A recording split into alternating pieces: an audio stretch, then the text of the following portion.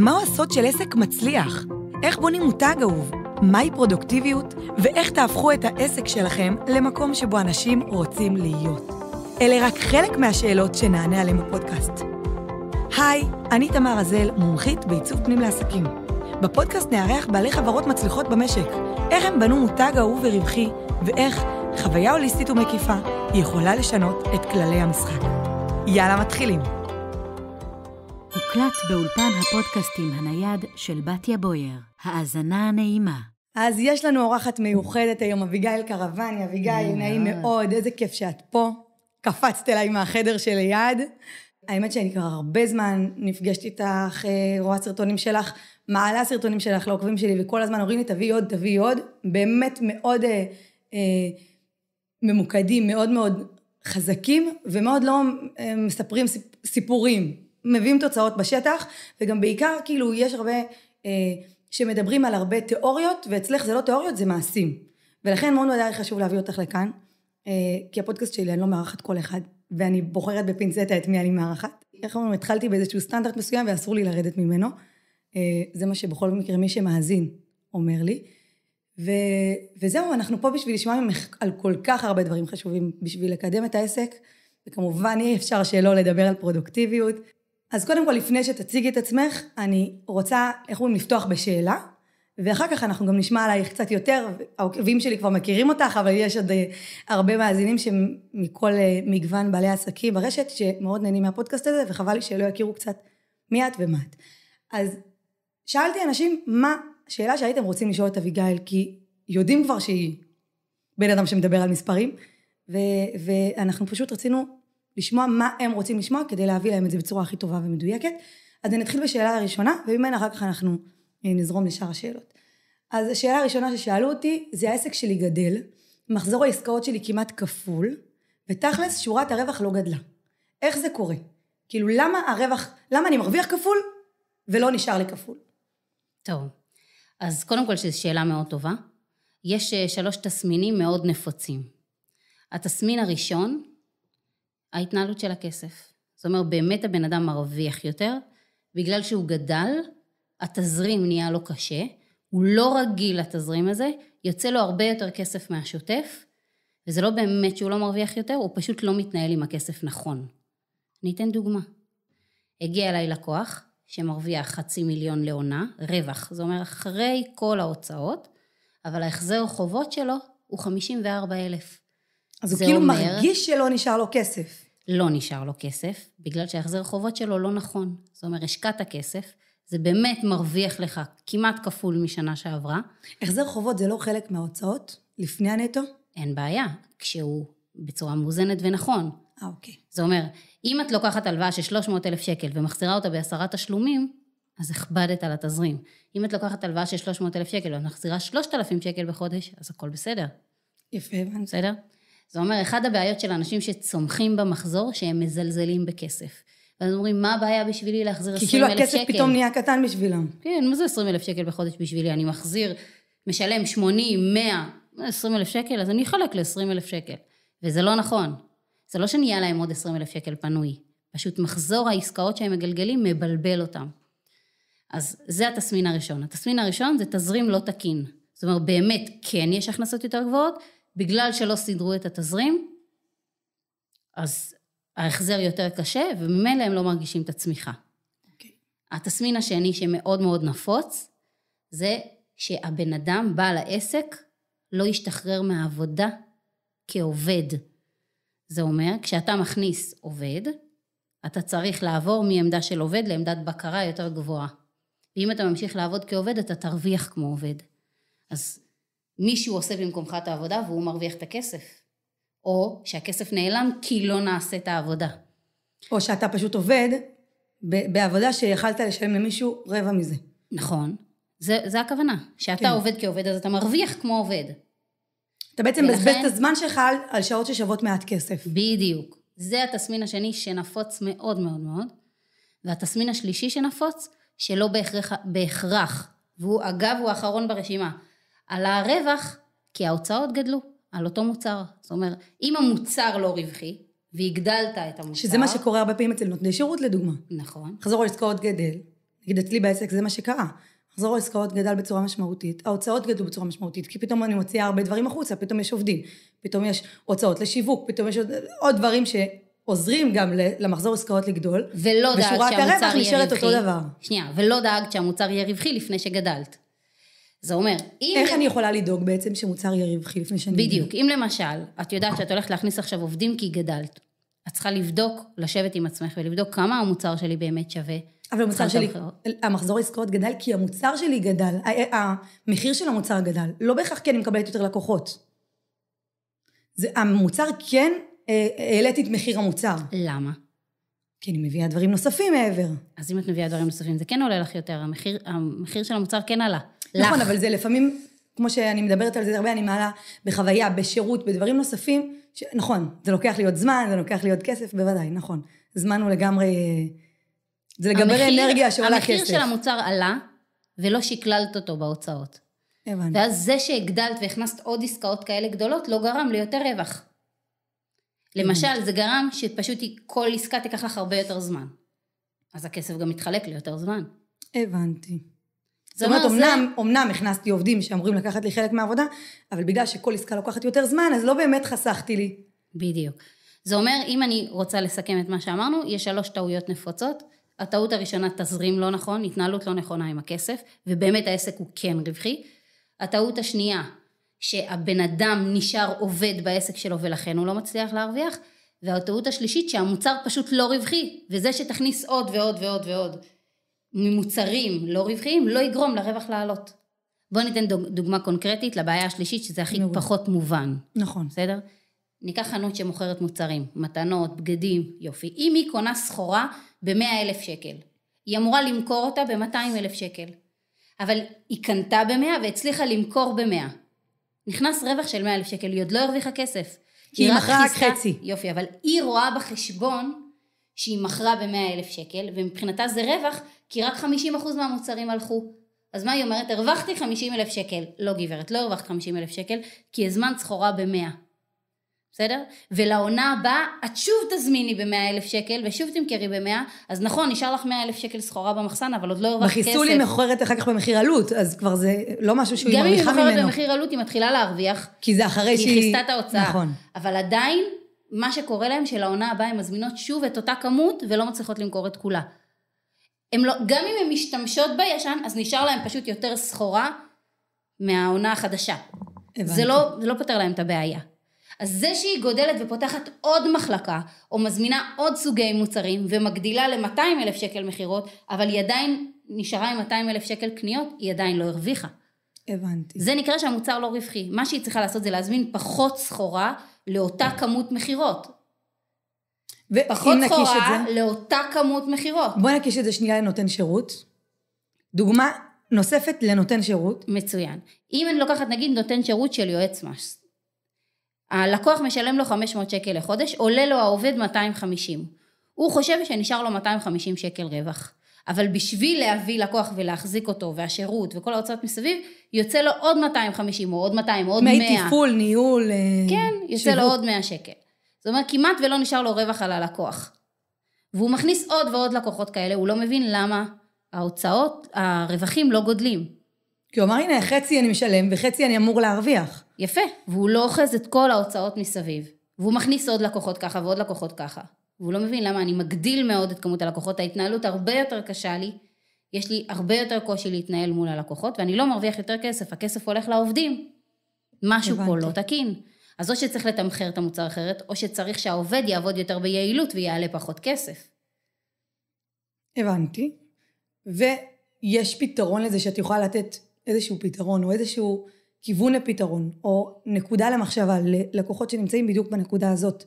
איך הם הבינו את הבעיה, אבל איך אנחנו מגיעים לפתרון פה? אז כל דוגמה שדיברנו עליה, יש לה פתרון אחר. אלה שיש להם בעיות תזרים, הדבר הראשון, זה להסכים להסתכל על כל המספרים. זאת אומרת, אתה צריך להסתכל על המספרים של הבית שלך, אתה צריך להסתכל על המספרים של העסק, אתה צריך להסתכל על המספרים של שנים קודמות, ואתה צריך להסתכל על מספרים שעדיין לא נכנסו. ושל ההלוואות ותשלומים וכל הדברים האלה זה ודאי, זה חלק מהתשלומים של העסק. זה אומר, אתה חייב לדעת, להסכים להסתכל על המספרים במפה רחבה. מה שקורה לאנשים, למשל, לדוגמה, שהם הולכים לייעוץ, אז היועץ מסתכל על מה שקורה בפועל עכשיו. הוא לא לוקח בחשבון את החובות, הוא לא לוקח בחשבון את ההוצאות של הבית. כאילו השאלות שלו זה כמה אתה מרוויח, כמה עולה לך, יפה, זה כאילו, ובסוף הוא אומר לך, אוקיי, אתה יכול למכור כך וכך בחודש, בדיוק. כך וכך יהיה לך רווח, מצוין. יופי, ואז מה הם לא לוקחים בחשבון? שהלקוחות משלמים בתשלומים. כמה תשלומים חילקתי לספקים, כמה הבית שלי דורש ומושך כסף מהעסק, כמה החובות שאני מחזיר כל חודש, הם לא לוקחים את זה בחשבון. אז הפתרון הראשון הוא להסתכל מפה שלמה של מספרים, זה הפתרון הראשון. אחרי שאתה מסתכל על מפה שלמה של מספרים, אתה מתכנן את הדברים אחרת. אתה בונה נהלים, איך זה צריך לעבוד, לכמה תשלומים אפשר לחלק, איך אתה מחזיר חובות, על מה אתה מחזיר חובות. אחרי שיש לנו מספרים, אנחנו יכולים ליצור יעדים. הבנתי. זה הפתרון של הדבר הראשון, זה נשמע כזה קל, זה עבודת פרך. כמה פעמים ניסינו, ועוד פעם לא הגענו עדיין ליעד. יופי. הפתרון של הבן אדם השני, שהוא עובד בתוך העסק, בעצם אחד הבעיות הכי קשות לבעל עסק, זה החלל שנוצר לו כשהוא מפסיק לעבוד. אוקיי. קשה לו עם זה. הוא מנסה כל הזמן לחזור להיות העובד. אז הוא חוזר כל הזמן לעבודה. זאת אומרת, גם אם מביא מישהו במקומו, הוא לא באמת משחרר לו, כי הוא מרגיש חלל. אם בעל העסק היה מודע לחלל הזה, לא היה בעיה. הבעיה שהוא לא מודע לזה, הוא חושב שהוא עושה את זה כי הוא שומר על העסק שלו. אחרי שעושים תהליך טוב ומפריטים באמת עבודה בצורה נכונה, בעל העסק צריך להבין מה הוא עושה, כי עד היום הוא פעל מהבטן, הוא פעל מתוך הנאה פנימית, ובשביל להיות מנהל, ובשביל להיות בעל העסק, צריך להיות לך תוכנית עבודה, אתה לא יכול לפעול מהבטן. אבל זה משפט שבטוח את שומעת אותו הרבה, אבל אני הלכתי ללמוד זה וזה, לא בשביל להיות מנהל, אלא בשביל לעבוד בזה, להיות העובד. הבנת מה אני מתכוונת? אני בטוחה שזו שאלה ששואלים אותך הרבה. נכון, אבל שואלים את זה בצורה אחרת. מישהי שעושה אומנית, כן? סוג של אומנות. או אפילו הנהלת חשבונות. הלכתי ללמוד הנהלת חשבונות כדי להיות מנהלת חשבונות, לא כדי להיות מנהלת של מנהלות חשבונות אחרות. אז אני עסוקה כל היום רק בניהול, בלתת הנחיות, בלתת הוראות, בלבדוק תיקים של אחרים, אבל אני לא, תכלס לא עושה את זה, את מה שאני אוהבת לעשות. טוב, אז השאלה הזאת בדרך כלל נשאלת מאומניות באמת נותנות שירות ולא בעלות חנויות. גם בעלות חנויות רוצות להשאיר אצל עצמם, למשל את הבחירה של הבגדים והקולקציות וכל זה, אבל בסדר, זה נשאיר רגע בצד, זה יותר קל איתם. כן, זה אם הם לא רוצות לתת למישהי לנהל. זה יותר קל.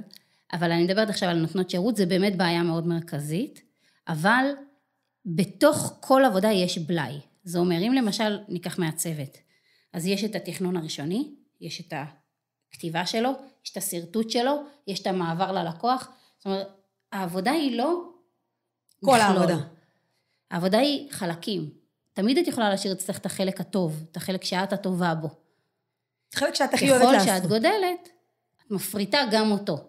אבל ודאי שאת נשארת בעסק במקום שאת עובדת, אבל כל אומן יודע שמה שלוקח את הזמן זה לא האומנות. זה השירות, זה ההחזקה של האומנות, זה להפוך את האומנות לכסף, זה לגרום את ההתאמות ללקוח, זה הדברים שלוקחים את הזמן. האומנות עצמה לא לוקחת את הזמן. זאת אומרת, יש המון דברים שאפשר פשוט ללמוד להפריט אותם. לבנות שאלונים מפורטים, במקום לשבת עם הלקוח לפגישות ארוכות, או שמישהו אחר יישב מטעמך בעצם בשביל לבדוק אצל הלקוח מה הצרכים שלו. קחי למשל אפילו אומנית שצריכה השראות בשביל להתחיל לעבוד. אז הדבר שהכי הרבה לוקח לזמן זה להביא את ההשראות. נכון. למה היא לא יכולה לבקש ממישהו שיביא לה השראות? להושיב עובדת שתביא לה השראות. כי האומנות צומחת אחרי שאת חופרת וחופרת ופתאום מגיעה לאיזשהו... האומנות לא צומחת מחפירה. זה דמיונות. האומנות צומחת כשיש לך נתונים, וממנה מגיעה לך האומנות. הבעיה שאנשים חושבים שאם הם לא יעבדו קשה, הם לא ירוויחו כסף. זה משהו בפסיכולוגיה בראש. לא עבדתי, אז איך קיבלתי כסף? אתה לא מקבל כסף על העבודה. אתה מקבל כסף על הפתרון שהבאת על הלקוח. אם הבאת לבן אדם פתרון טוב, על זה אתה מקבל את הכסף. אוקיי. הבנתי. אם הבנתי, אני מקווה שגם הם הבינו. טוב, והנקודה השלישית הייתה הנושא של הגדלת רווחיות של המוצר. מוצר לא רווחי. כן. טוב, אז זה נקודה הכי מורכבת, שהמוצר לא רווחי. מבחינת הפתרון את מתכוונת. נכון, זה כאילו הפתרון הכי ארוך. אז הדבר הראשון זה שצריך ללמוד את המספרים מאוד חזק ולהתחיל לשים גבולות. לדוגמה, אם אני יודעת שהיקף המחירות שלי הוא 50,000 שקל, אני צריכה להזמין סחורה בחצי מזה. זאת אומרת, הגבול הראשון שאני צריכה לשבת ולעשות איתם, זה כמה כסף יש לך להזמין סחורה מכל מחלקה. ואז ממילא... לא להזמין ממה שנראה לי שאני אמכור, אלא ממה שאני יודע שאני מוכר. ללכת לעונות קודמות, להפריט את זה, ולתת גבול. מותר לך להזמין, למשל, מהמחלקה של הנעלי גברים, ב-25,000 שקל, תסתדר, וממילא העדפות שלהם נהיות שונות. מה קורה לאנשים? הם הולכים אני אביא גם את זה, זה בטוח ילך. אני אביא גם את זה, זה בטוח ילך. ומכל דבר הם צריכים להביא סט של מלא מידות, שחצי מהם לא הולכות. בדיוק. הם אף פעם לא הולכים עם מספרים ואומרים, מותר לי להזמין 3 זוגות, מותר לי להזמין 5 זוגות. הם הולכים עם הבטן. אני אביא מזה, ואני אביא קצת מזה, ואני אביא קצת מזה. אז זה הפעולה הראשונה שצריך לעשות. הפעולה השנייה שצריך לעשות, זה לנסות ליצור רווחיות. ליצור רווחיות זה בעצם לשכלל את הפעולות. לקצר אותם. לגרום לעובדים לעבוד פחות. לגרום לאנשי המחירות לסגור יותר. לגרום לפרסום יותר לעבוד. לגרום אבל הרבה מהפעולות האלה זה פעולות שהן בעצמם עולות כסף. עוד כסף לעסק. אבל יש הוצאות קבועות ויש הוצאות חד פעמיות של השקעה. כמו כל דבר. הבנתי, זאת אומרת, הכשרת עובדים, להביא איזשהו מישהו שיכשיר אותם למכור יותר טוב. מה שווה? לשלם לעובד עוד 2,000 שקל יותר, או להשקיע פעם אחת ב10,000 שקל באיש מקצוע, ובגלל זה לחסוך כל חודש 2,000 שקל מכל עובד. אז בעצם את אומרת שחלק מההוצאות שלנו, של שכלול בעצם, לקצר את הזמן, לשכלל את המוצר, זה משהו שאומנם יהיה לנו כסף, אבל זה השקעה חד פעמית. זה לא... צריך לעשות חשבון מאוד פשוט. אם את יודעת שבזה שאת מביאה איש מחירות לעסק, שילמד את האנשים למכור, יגרום לכל עובד שלך למכור בעוד 2,000 שקל. אז שווה לך את ההשקעה. הבנתי. זה לטווח ארוך. ברור. יפה. אותו דבר, אם את יודעת למשל שאת מביאה מעצב לעסק, יגרום לאנשים לסגור עסקה יותר גדולה. פה אנחנו כבר מדברים על התדמית, שזה באמת משהו שהוא מבטל התנגדויות בטירוף. קריטי. כשאת מגיעה למסעדה שהיא מעוצבת טוב, והיא עושה לך וייב והרגשה, ואת לא רוצה ללכת, את מזמינה עוד משהו, את רוצה, כשאת נכנסת לפלאפל, אם את רעבה, את אוכלת. את לא רעבה, את יוצאת. נכון. שזה באמת ההבדל, כשאני המון פעמים מדברת על באמת הבדל בין חנויות מזון מהיר לבין מסעדות, שאמורות להיות עם שירות טוב, וזה נגיד שהכל באמת עובד שם טוב, יש שירות, יש אוכל טוב וכל זה, מבחינת הנראות של המקום, מסעדה באמת אמורה לתת לך הרגשה של בוא נשב פה עכשיו בכיף 2-3, ומזון, כאילו חנות של מזון מהיר, זה בוא, הם גם רוצים שזה, אגב, שזה מה שיקרה, כי המוצר שלהם לא רווחי ברמה שיש להם כאן אחוזים מאוד מאוד גבוהים של רווח, הם רוצים שתבוא, תאכל ותלך, תפנה את הכיסא למישהו אחר שיגיע. כמה שיותר מהר. כן, בדיוק.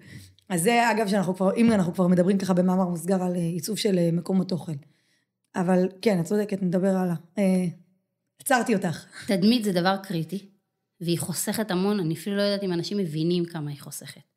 זאת אומרת, כל השכנוע שאתה צריך לשכנע בן אדם, כשהמקום שלך לא טוב, לא מעוצב, לא נראה טוב, הביטחון שאתה מקבל כשאתה יושב במקום טוב, שמשדר את מי שאתה, לא מעוצב יפה, אלא מעוצב כמו שאתה, מי שאתה. את הערכים שלך. את הערכים שלך, זה חוסך לבן אדם המון לשכנע. בוא ניתן דוגמה, נגיד עכשיו אני רוצה למכור פאה ב-15,000 שקל, ואני מגיעה למקום מעוצב או לא מעוצב, איך התגובה שלי תהיה? שבן אדם מגיע למקום מעוצב, הוא מרגיש מעוצב הרבה נכון, יותר. כן? לא בהכרח מקום יפה, מעוצב נכון. הוא מרגיש הרבה יותר ביטחון בעסקה. כמובן בתנאי שכל התנאים מסביב מתקיימים. לא, דיברנו, אם המוצר איכותי, ויש שירות, ויש את כל המסביב. עכשיו בן אדם מגיע, במקום שהוא ישאל המון שאלות, ויתלבט מלא זמן, וכן ירצה ולא ירצה, וזה יקשמה לו יקר, ויגיד שזה יקר, והוא מצא פאה ב9,000 שקל, וכולי. אז מה כן יקרה פה בעצם? ההתנגדות של היקר תרד, יכול להיות שהבן אדם יגיד שלא מתאים לו, אבל ההתנגדות של היקר תרד. אם את הולכת לקנות בובה לילדה שלך ליום הולדת, והיא נמצאת באריזה מטורפת, את לא תשאלי למה היא עולה 200 שקל. אבל אם היא נמצאת בשקית ניילון, זה יעצבן אותך שהיא עולה 200 שקל. כאילו ברור שאת לא תרצי לקנות את זה, זה לא נראה לך שווה. יפה, אז ההתנגדות של היקר תרד, זה נראה לך שווה. עכשיו זה רק השאלה אם זה מתאים לך או לא. אם שווה לך את ההשקעה או לא, לעצמך. כן, אם החלטת שזה מתאים לך להוציא עכשיו 200 שקל או לא מתאים לך. בדיוק. הבנתי. ההתנגדות הזאת תרד. לא יהיה צריך את השכנוע, האם המוצר הזה הוא טוב או לא טוב. התדמית עושה את העבודה. יאללה, אני מסכימה. אני לגמרי מסכימה. אוקיי, אז בעצם אנחנו ענינו על 3 הנקודות, נכון? על הדרכים של הפתרון, שהדרך היא ארוכה ולא כל כך פשוטה, אבל לפחות יש איזשהו כיוון שאנחנו יודעים לקראת מה אנחנו צריכים ללכת, בשביל הפתרון לשלושת התסמינים שדיברת עליהם. אני אשמח ששנייה לפני שאנחנו ממשיכות, טיפה תכירי לאנשים אותך, מי את, מה את עושה, מה הטייטל שלך בכלל, כי זה שכאילו, את יושבת פה חדר לידי, זה מאוד נחמד, אבל...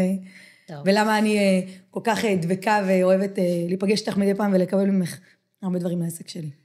ההגדרה שלי זה מאסטרית, מלווה עסקים, אבל ההגדרה האמיתית שלי זה, אני רוצה שהבית ירוויח יותר כסף. זאת אומרת, דרך העסק כמובן. יש עסקים שלא טוב להם להרוויח הרבה כסף לבית, יש עסקים שכן טוב להם. ההסתכלות על עסק מבחינתי זה אמצעי, זה לא מטרה. המטרה היא הבית. המטרה שהבית ירוויח יותר כסף. זאת אומרת, המטרה היא בסוף כמה רווח נטו, אני מכניס הביתה, לא כמה רווח נטו נשאר בעסק. נכון. זה אומר שבשביל זה אנחנו מכניסים בתוך הייעוץ המון פרמטרים. את הבעל שנמצא בתמונה, והוא יש לך קריטי. את הספר בעלי בעסק שלי, ויש לך את הסרטונים על בעלי בעסק שלי, שזה מדהים בעיניי, אני שמעתי על זה תגובות מטורפות. כאילו, אני נהניתי מזה בעצמי, את יודעת, אבל... ממש, זה משהו שהוא... באמת קבע שהייתי הוא באמת דוגמה מאוד מאוד מאוד טובה לחיבור הזה של מה שקורה הרבה פעמים, שהבעל והאישה פשוט שותפים בעסק, גם כשרק האישה, העסק שלה. נכון. אגב, זה גם הפוך. מגיעים לפה גברים, וזה מדהים כמה ההסתכלות של האישה בעסק, ואיך היא רואה את הדברים מאוד משפיעים על הבעל. גם אם היא לא יודעת כלום. גם אם היא לא יודעת כלום. זה דבר ראשון. הדבר השני זה, מה נכון לבית? זאת אומרת, בסוף העסק אמור להביא כסף הביתה. יש בתים שמסוגלים, שיש להם הון עצמי, שמסוגלים לגלגל דברים מסוכנים. מה נכון לבית מבחינת ההכנסות, או מבחינת זמן עבודה, לוח זמנים, כמה בעלת העסק נמצאת בבית וכמה היא שתיהם נכון. אוקיי. זאת אומרת, זה גם משנה במה בעלה עובד. אם העסק של בעלה למשל, או העבודה שעובד יותר רווחי ויותר יציב לבית, צריך טיפה להנמיך פרופיל עם העסק. זאת אומרת, בסוף העסק הוא לא חזות הכל. הבן אדם הוא עשוי ממכלול. יש לו בית, יש לו התחייבויות, יש לו ילדים, יש לו ערכים, יש לו עוד בן אדם, עוד בן זוג בתמונה. אתה לא יכול לייעץ רק לעסק. זהו, אני רואה עסק, אני מייעץ רק לעסק. לא, הבן אדם הוא מכלול. כוחות הנפש שלו, ההיסטוריה שלו, לאן הוא רוצה להגיע, החלומות שלו. בן אדם שבא עם חלום ענק, אנחנו נתווה לו תוכנית ענקית. בן אדם שבא עם חלום קטן. אבל גם לבדוק אם התוכנית הענקית הזאת ריאלית בשבילו. ברור. כולם מדברים על חלומות גדולים, אבל בשביל להגשים חלומות גדולים אתה צריך את הבעל בתמונה, או את האישה, תלוי. אתה צריך לדעת מה ההיסטוריה של הבן אדם, אתה צריך לדעת מה היכולות שלו. לראות מסוגלות. בדיוק. לא קופצים בבת אחת. אז לגמרי. אם שואלים אותי מי אני רוצה שהבית ירוויח יותר כסף. זהו, כאימא ל8 ילדים. זה... ואני בעצמי שהפסדתי 2 מיליון בדרך, וצריכה לפרנס את הבית. זהו, בדיוק כשאמרת שהפסדת, אני אומרת, זה תכלס, זה דבר שאני כל הזמן רואה אותו, אני אומרת, יש אנשים שאת רואה עליהם, שהם מיישמים, את רואה כאילו, רואה בפועל איך זה קורה, מיישמים כל הזמן את מה שהם מדברים. ויש כאלה שמדברים דברים שלא באמת קשורים אליהם, זה כאילו 2 דברים נפרדים, מה שאני אומר ללקוחות שלי, ומה שאני מבצע בפועל. זה כמו שאני הרבה זמן צעקתי על עצמי, על זה שהחדר לא היה מוצב. אני נפגשת פה עם אנשים, כאילו, את צריכה איזשהו משהו בסיסי שאת יכולה להגיד עליו, כן. אני מעצבת, ובואו לחדר שלי לראות איך החדר שלי מעוצב. זה בסוף, ברור שזה משפיע. אני אגיד לך משהו. לראות שאנשים רואים הוכחה אצלך? אצלי זה הפוך, אני לא מיישמת את מה שאני אומרת, אלא אני עברתי על בשרי כאב, ואותו אני מלמדת. זאת אומרת, אני מלמדת דרך שעברתי. לא, אני אתן לך דוגמה מה אני מתכוונת שאת מיישמת את מה שאת אומרת. יש הרבה פעמים דברים שאת עושה, ואת יודעת שזה נכון, ואת מלמדת אנשים לעשות את זה. לא תמיד את מצליחה להתמיד בזה וכולי, אבל נתן לך דוגמה, את פעם סיפרת לי, באחת הפגישות שלנו, שאת מאוד בן אדם שקשה לך לשבת על מספרים, אבל את יודעת כמה זה קריטי, ואת מלמדת כמה זה קריטי, ואת יודעת שבלי זה העסק שלי יכול להיסגר מחר. את מושיבה מישהו חיצוני. את אומרת לי לעשות את זה כשאת מלווה אותי, אבל גם את בעצמך עושה את זה. נכון. מישהו חיצוני שיכריח אותך לשבת על המספרים כל חודש. נכון. כאילו, או כל שבועיים, או כל כמה זמן שתקציבי לזה. אבל את באמת מבצעת את הדברים האלה. זה לא שאת אומרת, צריך שיהיה איתך מישהו שישב איתך כל חודש, ואת בעצמך לא עושה את זה. נכון. אבל אני חושבת שהתוכנית הזאת שאנחנו עושים, הליווי העסקי, הוא נבע מזה שפשוט ניסיתי המון, המון, המון, המון. זאת אומרת, הוצאתי יותר מ500,000 שקל לליוויים עסקיים, בשביל העסק הפרטי שלי, הייתי במאית ומפיקה. עד שפשוט הבנתי, צריך להרים פה את הכפפה, כי אין ליווי מסודר לאישה חרדית. אז בעצם את הלכת לליווי בשביל העסק שלך כבמאית ומפיקה, נכון. ואז הבנת שפשוט אין מענה לזה. אין מענה. עזבתי בשיא ההצלחה, את הבימוי וההפקה. עזבתי מרוויחה. עזבתי עם עסק מצליח, מנהלת עובדים, הכל. ואת ניהלת בכמה סמינרים במקביל, חוץ מהופעות בכמה מקומות במקביל, זה לא שהיית רכזת חברתית במקום אחד. לא רק חברתית, הייתי עושה הופעות כל חודש. היית במקביל לזה רכזת חברתית ב3 סמינרים. נכון. ונכון, אני הייתי איתך ביחד באחד מהסמינרים, עברנו רחוק מאוד, לפני 10 שנים. כן, שהייתי אז בחורה עדיין. וזה מה שאני אומרת, שלא יומן בעצם ההבנה הזאת, שאת כאילו יום אחד הבנת ש... צריך להרים את הכפפה. בעצם סוג של שליחות, כאילו, ולא יודעת לקראת מה את נכנסת. כאילו, שנייה, אני מרגישה שאנחנו סוטות מהנושא, אבל זה חשוב לעסקים גם לשמוע את זה. כאילו, את נכנסת לסוג של מהלך, במיוחד שדיברת בהתחלה, התחלת כאילו, בקושי הכירו מה זה בציבור חרדי. מה זה בכלל ייעוץ עסקי ולקדם עסקים בצורה, עסק, לבנות אותו בצורה נכונה, שאגב, זה מה שאני עושה פה בפודקאסט, אני מרגישה שאני צריכה להעלות מודעות לעסקים, מה זה חוויית לקוח, מה זה חוויית עובדים, למה זה חשוב, כאילו, אני מרגישה שאני עושה כאן סוג של עבודה מאפס, כדי שזה יקרה, ובעצם הלכת פה למשהו עם הרבה השקעה כספית, נכון. והפסקת את ההכנסות הביתה מכל הבימוי וההפקה, בעצם עשית לזה קאט, ופתאום כאילו היית תלויה בעצם מההכנסה עתידית, שאת עדיין לא יודעת מה יקרה איתה. נכון. איך זה קרה? מאיפה האומץ ומאיפה יש פה כמה נקודות. אחד, שהיה מישהו שהאמין בי, אני חושבת שזו הנקודה העיקרית. הנקודה השנייה, שלא עשיתי שום דבר בלי לשאול איש מקצוע, חוות דעת של איש מקצוע, ובלי ברכה מרב. לא היה שום פעולה שעשיתי בלי אחריות.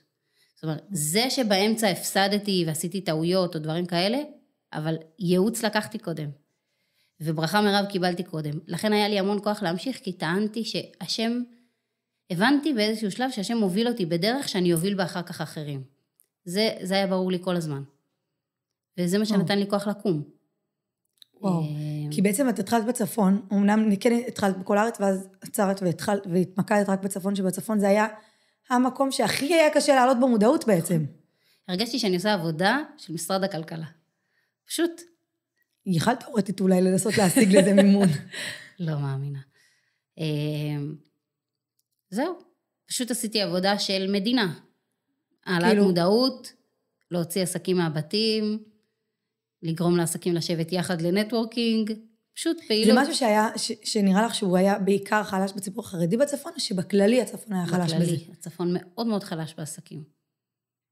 אמרתי, כי כן יש פעילות עסקית בציבור החילוני בצפון, אבל אולי זה לא באמת כמו, גם מודעות לא כמו במרכז. רוב הפעילות העסקית בצפון, זה או סניפים מהמרכז שפתחו בצפון. כמו B&I וכאלה שעושים כן, מפגשים. או התנהלות של בעלי עסקים של צרכים בסיסיים, או עסקים שמתנהלים כמו מימי הביניים. עכשיו, אני לא מדברת על 4 שנים האחרונות שכבר עשינו את השינוי, ברוך השם. אני מדברת לכי קודם, לכי 5-6 שנים קודם. יש קניון פה באזור הקריות, שהיה, כל 5 שנים התחלפו בו כל החנויות. הצפון לא כזה פשוט. וגם עכשיו הוא לא כזה מרוויח עדיין. נכון. ממש מקום שעדיין לא מספיק רווחי, אמנם הוא עשה תהליך מטורף מבחינת חיבור לקהל יעד, ומבחינת הבאת אנשים. עסקים קהילתיים הם יותר מפי 3. ונכנס שם באמת הרבה יותר אנשים ביממה, כאילו זה בוודאי הם עשו שינוי משוגע. אבל עדיין זה מאוד מאוד קשה, זה כאילו לדשדש ולדשדש, ולהאמין שבסוף זה יקרה. נכון, אבל העסקים הקהילתיים מרוויחים הרבה יותר. כן, ברור. אין מה להשוות, בפער, לא כמו במרכז, אבל גם ההוצאות שלהם לא כמו במרכז. ברור, אי אפשר להשוות חנות ברבי עקיבא בגאולה, מבחינת כמות ההוצאות שלה. למרות שגם ברבי עקיבא רוב החנויות לא מרוויחות. זה מה שאמרתי, ההוצאות שלהם כל כך גדולות, שגם כשיש להם יחסית הרבה מחירות מבחינת מספר המוצרים שנמכרו, הם בסוף לא נשארים. אגב, המחירים של הבגדים והמוצרים הם כמעט אותו דבר פה ושם. זה לא שתגידי ששם החנות עולה להם יותר, והמוצרים יותר יקרים, כי שם אני קונה בגד ב-500 ופה ב-300. לא, המחירים הם אותם מחירים של רוב הבגדים. אבל הצרכנות שם מאוד גבוהה.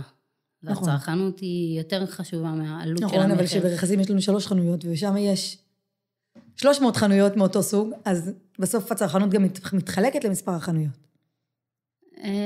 אפשר להגדיר את זה ככה. כמו שאמרת עכשיו, שבאמת יש הרבה חנויות, או שהם לא עובדים רווחי עדיין, בצורה...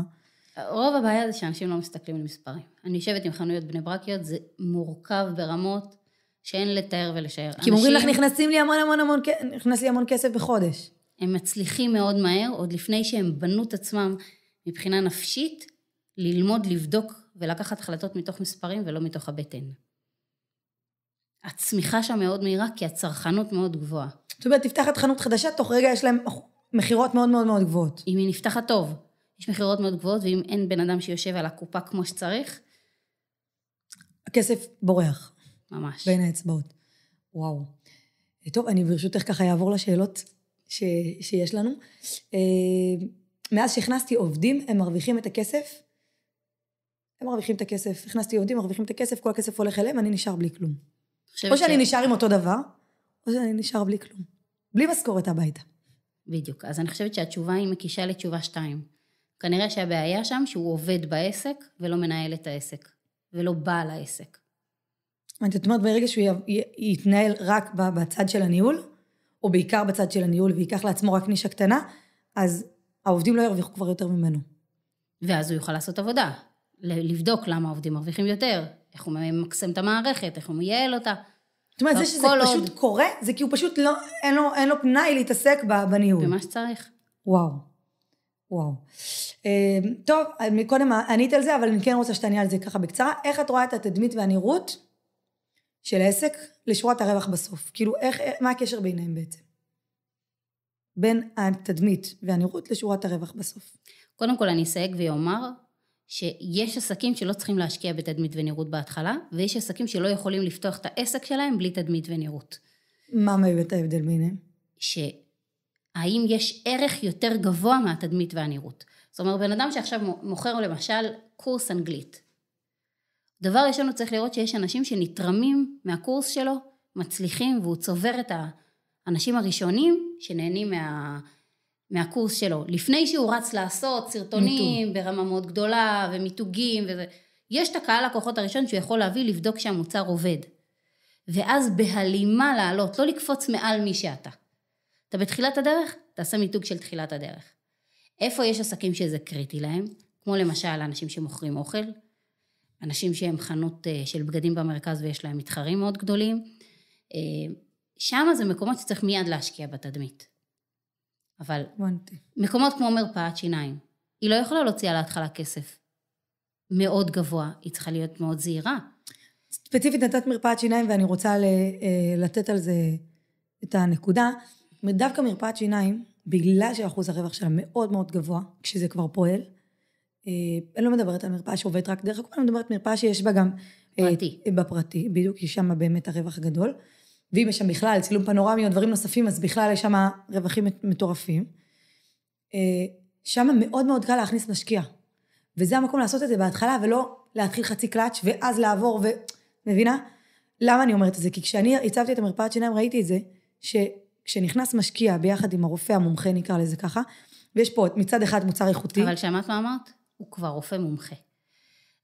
מתכוונת בן אדם, לא בן אדם שסיים עכשיו. יש פה כבר בן אדם שיש לו קליינטים, הם אוחזים ממנו, יש לו שם. לא, איפה שספציפית, איפה שהייתי, הוא היה רופא מומחה בטבריה, הוא גר אמנם בנצרת, אבל הוא רופא מומחה בטבריה, והביאו אותו לעפולה. רופא שהיה במרפאה בטבריה בכלל לא קשור, לא היה פרטי מעולם. כי הוא לא עבד במרפאה פרטית משלו, אלא עבד במרפאה אחרת, חיצונית. הוא רופא מאוד מאוד טוב, והביאו אותו לעפולה, למה לא? גם יותר קרוב לנצרת. ופשוט מה שעשו זה היו צריכים בשביל להקים חברה של מרפאת שיניים, חברה פעם חייבים שאחד מהשותפים יהיה רופא. אי אפשר נגיד שתי שותפים, אחד משקיע או שתי משקיעים, ומביאים רופאים משלהם, הם לא יכולים. חייבים שאחד מהשותפים יהיה רופא, אז חיפשו רופא מומחה. שאנשים שרק בשבילו יהיו מוכנים להגיע, ושמעו יצא להם מרחוק, אמנם לא היו לו קליינטים מעפולה, אבל מאוד מאוד מאוד מהר הצליחו לתת בהם את האמון, כי ידעו שבטבריה הוא היה מאוד מוצלח. כאילו כן היה לו כבר את המומחיות שלו. שתי דברים. קודם כל את מחזקת אותי שאת אומרת, ידעו שהוא טוב, היה לו קהל של קליינטים שאפשר לסמוך על זה, היה אפשר להביא הוכחות שזה עובד, נכון. ממקומות קודמים, ודבר שני שאת אומרת משקיע. משקיע זה אומר שזה לא העסק הראשון שלו, אלא שיש לו הון עצמי בצד, והוא יכול להשקיע כסף. נכון. זאת אומרת, זה לא כסף שעכשיו הולך למחיה לבית שלו, הוא יכול לשים כסף ולרצות את הכסף שלו בחזרה, או עם תשואה גם עוד 3-5 שנים.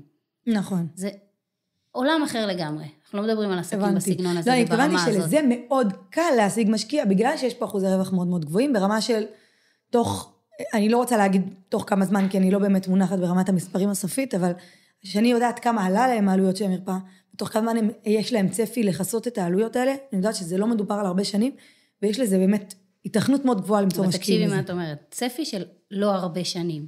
זאת אומרת, שתי הצדדים לא צריכים את הכסף במיידי. וכשאנחנו מדברים על עסקים, 80-90% מהעסקים צריכים כסף במיידי.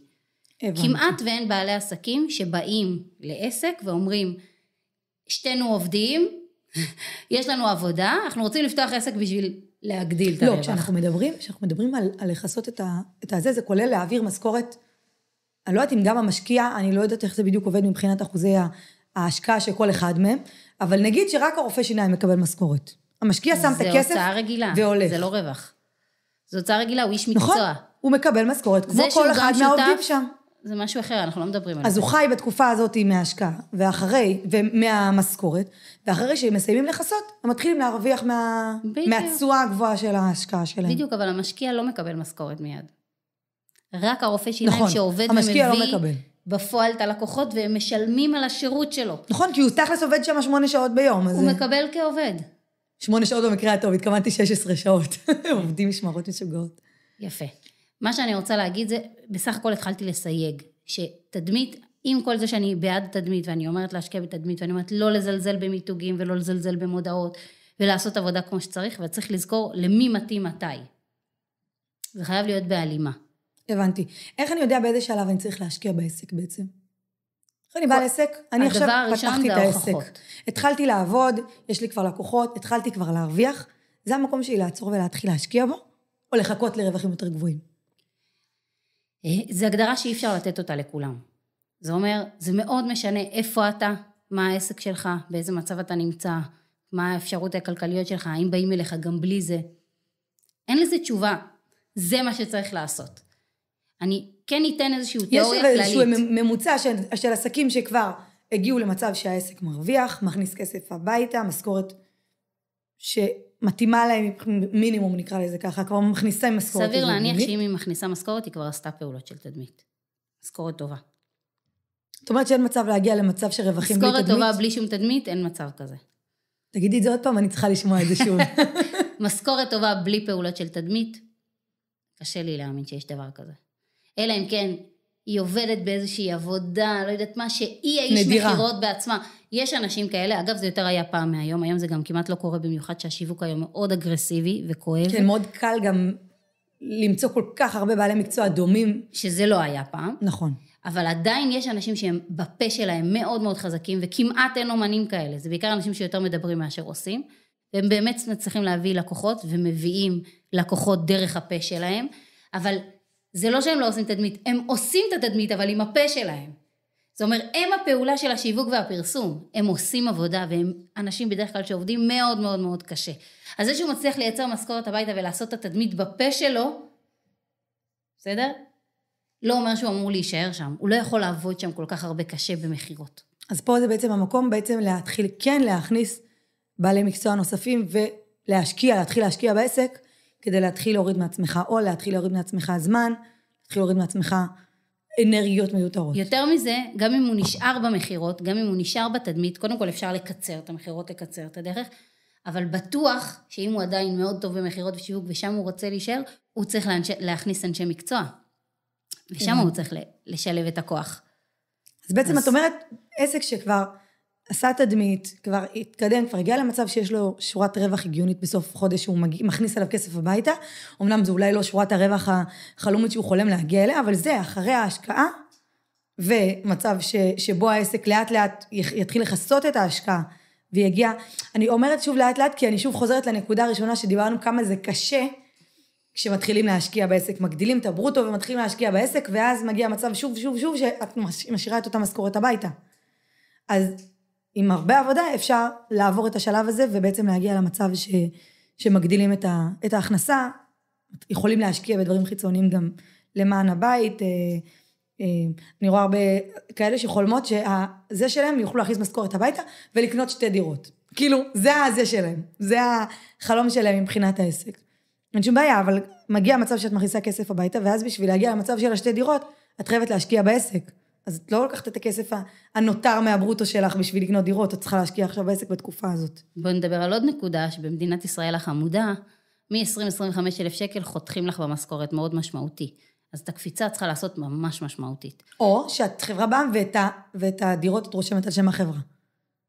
זה נושא, זה לא. קומבינות אני לא מדברת. אבל עזבי רגע את הקומבינות שנייה. בשביל להרוויח תקין יש 2 שלבים שצריך לעבור. יש את השלב שאת צריכה ללמוד, לתמחר, כולל ההוצאות של המדינה, שזה שלב אחד לעבור, וגם לצאת מהתמונה, זה אומר שזה שאת מכפילה בהרבה עבודה, לא יכפיל לך את העבודה. זה 2 משוכות שצריך לעבור אותם. שיש המון מיסים בעצם ברגע שיש אחוז רווח גבוה בסוף חודש, והנקודה השנייה זה שפשוט את צריכה לעבוד לפעמים הרבה יותר קשה, צריך לעבוד טוב כדי לא לעבוד יותר קשה. בדיוק, צריך ללמוד לעבוד טוב בשביל לא לעבוד קשה. יפה. אני אשמח שככה לקראת סיום תספרי לי על סיפור שיש לך, דוגמה אמיתית שיש לך עם אחד הלקוחות שלך, על שילוב בעצם של תדמית ומספרים, איך רואים את התוצאות האלה בשטח. וואו, מטורף. הייתה חנות אופנה שהגיעה אליי, של בגדים, היא מכרה בגדי ילדים ובגדי נשים. שהגיעה אליי, אז הבנתי שיש שם המון טעויות, קודם כל בהתנהלות של הכספים, בסדר? והדבר השני, זה הצורה שבה היא מזמינה סחורה לעסק. זאת אומרת, היא מזמינה לנשים בסגנון אחד, ולילדים בסגנון אחר. וואו, כאילו 2 קהלי יד. יפה. זאת אומרת, את אומרת בעצם, האמא היא לא האמא של הילדה. יפה. האמא שבאה לקנות לילד, זה לא האמא שרוצה בעצמה. וכל הרעיון כאן, שבגלל של האמהות העמוסות לא יוצאות לקנות בגדים לעצמם, שהן רואות, קונות לילדים בגדים, הן מתלהבות. קונספט גאוני אגב. בדיוק, רואות סט, קונות לעצמם. זה היה הרעיון הראשון שלה, והיא לא הבינה שהטעות שהיא לא מזמינה מספקים שמספקים את אותו סגנון. כי הוא לא חייב להיות אותו בגד, אבל סגנון של האימהות, יפה. וגם כן, תדעי לך שצבעים גורם לאימהות להשלים את הרכישה לעצמם. זאת אומרת, אני לימדתי אותה 3 דברים לעשות. תלוי כמובן באיזה עיר בארץ. כן, לא, כל מקום. נשים מאוד אוהבות להיראות טוב ומתאים לילדים שלהם, בואי. טוב, הדבר הראשון שהיא עשתה זה קודם כל עמדה להסתכל למספרים, לא אכנס לזה כי זה סיפור מאוד ארוך, לבחור סחורה מתוך מספרים, היא החליפה ספקים לנשים, הילדים היה מאוד מוצלח, החליפה ספקים לנשים, והיא דאגה ליצור קונספט בחנות, מבחינה עיצובית, תדמיתית, 2 דברים. קודם כל, שהכניסה תהיה לילדים ולא לנשים. כי בשביל זה האנשים מגיעות. יפה. בשביל הילדים. זה אומר שהיא הפכה את החנות. אם בכניסה, מול הכניסה היה נשים, עכשיו מול הכניסה היה כי בעצם הדבר הראשון שאנחנו חושבים עליו, אומרים, רגע, בוא נחשוב עכשיו על גולף, כן? הגולף קיץ נמצא בפנים, כי מה קורה? אנחנו רוצים להגיע לבגדים של הילדים, ועל הדרך נקנה לעצמנו. שזה כנראה הייתה המחשבה שלה כשהיא שמה את הבגדים של הילדים בחוץ. ובעצם עכשיו היא הפכה את הראש, והיא אמרה, רגע, האימהות כאן מאוד מאוד עמוסות, ואין להם זמן. הן מגיעות כדי לקנות לילדים שלהם. על הדרך הם כבר יראו גם בגדים לעצמם. זאת אומרת, את כל הבגדי ילדים היא שמה בכניסה, שזה, יכולים, המטרה לשמה הגענו לחנות. אוקיי. אני לא יודעת אם הרעיון של גולף נכון. לא משנה, אני אומרת שזה הרבה פעמים זה הדבר, נתתי דוגמה לגולף, אני רואה את זה בהרבה חנויות שמשלבות גם ילדים, גם גברים, גם נשים. אז את הילדים שמים בסוף. יש חנויות בקניון שמשלבות גם וגם, יש כניסה מיוחדת לילדים, וכניסה מיוחדת לנשים, וכניסה מיוחדת לגברים. גם בגולף, יש חנויות בנפרד לילדים. אז אני לא יודעת מה האסטרטגיה שלהם, ולא ניתחתי אותה, אבל אני מדברת פה על משהו אחר. נשים היו רואות בזה, קודם כל סתם תחשבי רגע אישה חרדית, שזה האבטר שלה, נכנסת לחנות מול הדלת. היא מרגישה הרבה פחות פרטיות. למדוד. כן, אבל כשהיא נכנסת בפנים, היא מרגישה פרטיות. עצם זה שהיא בפנים, היא מרגישה יותר בנוח. זה משהו פסיכולוגי במוח, זה לא יעזור. יותר קל לה וכיף לה לבוא, לראות, למדוד, להתרשם. נכון, היא מרגישה פרטיות. וחנות בגדי ילדים, את לא רואה שום צורך להסתיר את מה שאת עושה, או להיכנס לאיזושהי פרטיות הפוך. כן, מצוין, מודדים, בודקים, הכל בסדר, זה חלק מהיופי. בדיוק. אז זה הדבר הראשון שעשינו, פשוט הכנסנו את החנות פנימה, היא עבדה עם מעצבת כמובן. אנשים נכנסו פנימה, הילדים יצאו החוצה, וכל פעם היה סט בחוץ, מבחינה תדמיתית, עם סט של האמא דומה משולב. בצבעים. וואו. לא חייב להיות אותו סגנון, אותו זה, אבל בצבעים זה היה חייב להיות דומה. וזה פשוט הכפילה פי 4 את המחירות. וואו. זה אי אפשר לתאר. מה שהיא עשתה זה החלפת ספקים, עיצוב נכון של החנות, והעמדה נכונה של הדברים. והעמדה. וואו. זה בעצם עיצוב ומיצוב. שאגב, זה מושג שלא הרבה מכירים אותו, שחנויות, יש הרבה אומרים לי, אנחנו צריכים שתתכנן לנו איפה כל דבר יש, איפה כל דבר יעמוד. זאת אומרת, פעמים כדאי להביא ממצבת חנויות חיצונית, ולא אני אעשה את זה. אני יכולה להחליט איפה כל מחלקה תהיה, איפה נכון, איפה לא, אבל ממצבת יודעת לפעמים איזה מוצר בדיוק להעמיד, שהוא יהיה המוצר, איך אומרים, שימכור לכם את כל שאר המוצרים באזור, או במחלקה. ואם את מדברת, אני אתן לך דוגמה. יש לי לקוחה ששמו בחנות מחלקה של פריטים בזול, סיילים, עודפים. וזה נגד האסטרטגיה של החנות, כי האסטרטגיה של החנות זה ליצור מצב שיש מחירים יקרים, ובסוף עונה מתחיל להיות הנחות. אם בתחילת עונה היא שמה עודפים, בזמן שהיא עושה מחירות זה לא מספיק בולט, כי תמיד יש עודפים בחנות הזאת. אז הנה דוגמה, אסטרטגיה, העמדה נכונה, מיצוב. אז אצלה זה בעצם היה הפוך, את מספרת סיפור הפוך, שזה היה לא מוצלח. היא הורידה את העודפים, ועשתה עודפים רק בזמנים מסוימים על כל החנות. זאת אומרת, אז האנשים שחיפשו עודפים באו בזמנים של העודפים, ואנשים שרצו, איך אומרים, את החוויה של לקנות במקום שהוא ללא עודפים, הגיעו בימים הרגילים של המחירות. המלאים, בדיוק. מדהים. וואו, אביגיל, תודה רבה שהתארחת פה, תודה שהגעת והקדשת לנו ככה נתח מיומך העמוס, שאין לי מושג איך את מצליחה להכניס עוד דברים נוספים מעבר לפגישות ולרצף של כל כך הרבה דברים שאת עושה, ותדנאות ו-VIP וכל מיני דברים. תוכניות ליווי, סליחה.